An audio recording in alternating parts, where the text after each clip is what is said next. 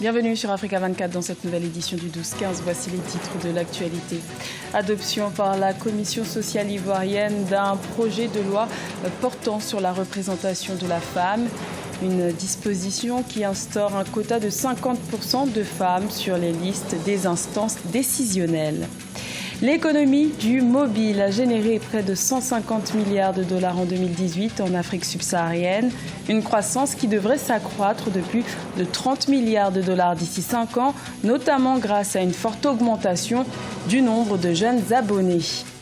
Et à la découverte de l'entreprise Glow Création, une société spécialisée dans la décoration créée par une jeune Rwandaise du prénom de Gloria. Fort de son succès, elle entend désormais créer sa propre usine de textile.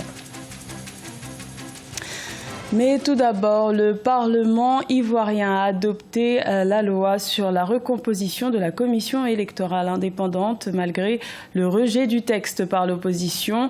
Le projet de loi établissant la nouvelle CEI a été adopté à la majorité par 24 députés contre 16 sur les 42 membres de la commission des affaires générales et institutionnelles de l'Assemblée nationale ivoirienne. Cette instance sera composée de 15 membres contre 17 auparavant. Elle sera chargée d'organiser l'élection présidentielle de 2020. Les femmes représentent près de 48% de la population ivoirienne. Pourtant, elles sont très peu représentées au sein des instances décisionnelles. Pour inverser la tendance, la Commission sociale a adopté le 16 juillet un projet de loi portant sur la représentation des femmes. Désormais, un quota de 50% de femmes devra être respecté sur les listes. Reportage de notre correspondant Olivier Jacotan. En Côte d'Ivoire, les femmes seront désormais mieux représentées dans les assemblées élues grâce au vote dans ce sens à l'unanimité des députés de la Commission des affaires sociales et culturelles. L'une des avancées de cette loi est l'instauration du quota de 50% de femmes sur les listes des élections législatives, sénatoriales, municipales et régionales. Cette loi est de bon augure dans la mesure où la représentativité est un argument de démocratie et de bonne gouvernance. On fait un pas après l'autre. On est content de ce premier pas-là. Et puis, on va se battre. On n'espère pas, on va se battre pour que les choses s'améliorent. En 2019, la représentativité des femmes dans les instances de prise de décision en Côte d'Ivoire reste en deçà de la moyenne. On note 11% à l'Assemblée nationale, 3% dans les conseils régionaux, 7% dans les municipalités. Et 7 femmes sont ministres dans un gouvernement de 47 membres. Qu'on reconnaisse à la femme qu'elle a du mérite et qu'elle peut. Il faut qu'elle soit à l'Assemblée nationale plus nombreuse. Il faut qu'elle soit au Conseil des ministres plus nombreuse. À noter que ce projet de loi comporte 6 articles, dont l'article 4 précisant que tout parti politique ou groupement politique dont la liste atteint au moins 50% de femmes candidates lors d'un des scrutins bénéficiera d'un financement public supplémentaire. Également dans l'actualité au Bénin, certains partis de l'opposition ne sont toujours pas en possession de leur certificat de conformité qui les avait privés, rappelons-le, de participer aux élections législatives du 28 avril 2019.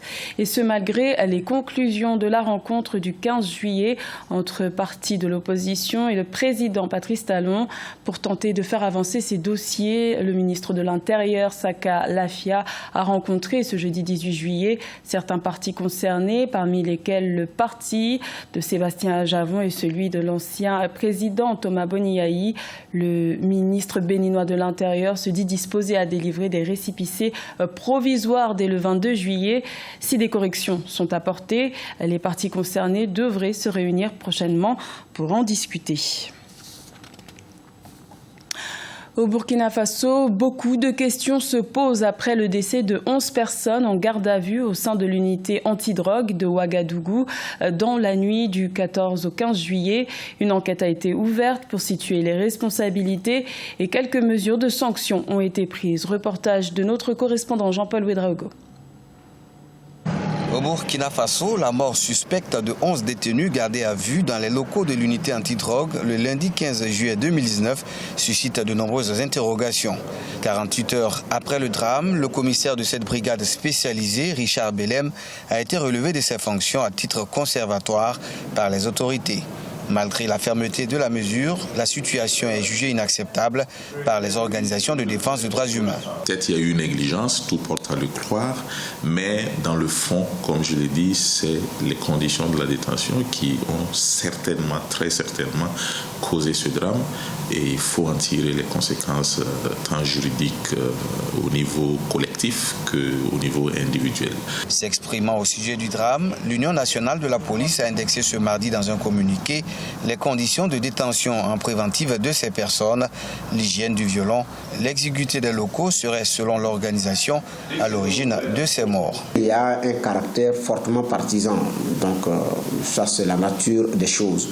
L'autre aspect c'est que c'est un communiqué qui est actif, nous le trouvons actif compte tenu du fait que l'enquête vient de démarrer, parce qu'on ne sait pas si les déviances comportementales ont entraîné des coups de poing entre les détenus qui ont été effectivement gérés sans bavure par la police. Naturellement, ça pose effectivement des questions. Une enquête, selon le procureur du Faso, est ouverte afin de situer les responsabilités. S'il s'avérait que les victimes ont subi des pratiques de torture, les ayants droit pourraient être indemnisés par l'État comme le prévoit la loi, même en l'absence d'une plainte formulée. L'Afrique subsaharienne devrait être la région où la téléphonie mobile connaîtra la croissance la plus rapide au monde au cours des prochaines années. Le succès du mobile est tel que plus de 160 millions de nouveaux abonnés mobiles uniques devraient être ajoutés dans la région d'ici 2025, ce qui représente un taux de croissance de 4,6% par an. Les explications de Philomène Tinet. Selon une étude réalisée par GSMA Intelligence, une association d'opérateurs de téléphonie, l'économie du mobile en Afrique subsaharienne a connu une forte croissance du nombre d'abonnés et connaîtra 167 millions d'abonnés supplémentaires d'ici 2025, soit un taux de croissance de 4,6% par an. En 2018, soit 8,6% du produit intérieur brut de la région ont été générés par l'économie du mobile. Les croissances sont galopantes avec le téléphone mobile et couplé avec une population très jeune qui commence à avoir la culture digitale. Et cela quand même augure un bon avenir pour le continent africain. Donc d'ici 2025, l'Afrique va quand même avoir une croissance extraordinaire dans les numériques. La population utilisant régulièrement l'Internet mobile en Afrique subsaharienne est de 239 millions de personnes. La région connaîtra un taux de pénétration mobile de 85% l'année prochaine. Par ailleurs, l'Éthiopie, le Nigeria et la Tanzanie compteront près de la moitié des 115 millions de nouveaux abonnés attendus d'ici 2020. Le Nigeria et l'Éthiopie quand même, où on va même voir le Kenya, où vraiment le taux de pénétration a pris une grande proportion. Il faut quand même que les étudiants, les jeunes soient très bien formés pour apporter des solutions, soit apporter des contenus. C'est là le véritable talent. Sinon, on sera encore une zone de consommation que les Africains puissent apporter leur contenu à cette économie qui cadre avec les besoins locaux. L'industrie du mobile en Afrique subsaharienne a généré 3,5 millions d'emplois en 2018. Plus de 300 millions de comptes d'argent mobile ont été enregistrés dans la région, soit près de la moitié du total des comptes d'argent mobile au niveau mondial. Choisir des produits made in Rwanda, c'est le pari lancé par Gloria, décoratrice et fondatrice de la société Glo Création, une entreprise spécialisée dans la production d'articles de décoration d'intérieur. Pour mieux maîtriser ses coûts, la fondatrice entend créer sa propre usine de textile. Reportage de notre correspondant Fratinda Kaisenga. C'est dans son atelier au cœur de la capitale rwandaise que Gloria Kamanzi choisit de passer la plupart de son temps. Ici, elle supervise de près le travail de ses employés pour s'assurer que tout aille selon la volonté de ses clients qui ne cessent d'affluer. Gloria est la fondatrice d'une entreprise d'impression sur textile au Rwanda. Le cœur de son succès, c'est ici dans la chambre de production, selon elle. Tous les produits que vous avez vus, ayant les images, c'est-à-dire ces images sont imprimées ici. Ça, c'est une partie très importante. C'est ici qu'on développe comment on va présenter ces motifs. C'est ici qu'on fait les mélanges des colorants. C'est ici qu'on fait d'autres techniques qui nous accompagnent à pouvoir matérialiser ou mettre l'image dont on a voulu mettre sur le produit. La spécialité des articles produits par Glo Création, ce sont les motifs inspirés de la culture rwandaise et africaine pour embellir le tissu qui doit être aussi d'une meilleure qualité. Et si auparavant cela a été difficile de convaincre la clientèle, Gloria remarque une prise de conscience de consommer des produits locaux comme les siens. Alors nous voulons voir comment nous pourrons offrir au marché. Nous avons une jeune génération qui veut des choses très différentes. Ils veulent aller avec le temps.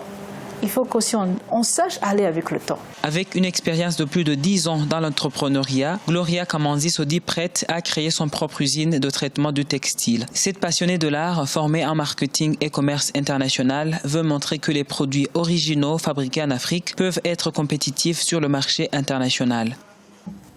Dans le reste de l'actualité, la finale de la CAN 2019 de football se joue ce vendredi 19 juillet dans la capitale égyptienne du Caire. Les Lions de la Teranga du Sénégal tenteront de remporter leur premier sacre continental face aux Fennecs algériens qui sont, eux, motivés pour remporter la deuxième CAN de leur histoire après celle de 1990. Le match Sénégal-Algérie sera à suivre ce vendredi à 19h GMT. Et à la veille de cette finale très attendue, s'est tenu le tirage au sort des éliminatoires de la CAN 2021 qui se tiendra au Cameroun. 52 nations visent une place dans les 24 sélections qui participeront à la prochaine CAN. Le tour préliminaire se jouera du 7 au 15 octobre 2019. Et seules 4 équipes sur les 8 concernées pourront se qualifier à l'issue de ces matchs. Les 2 premiers de chaque groupe iront au Cameroun pour jouer la 33e édition de la CAN en juin et juillet 2021. C'était le journal de la rédaction. Merci de l'avoir suivi. L'information continue sur Africa 24.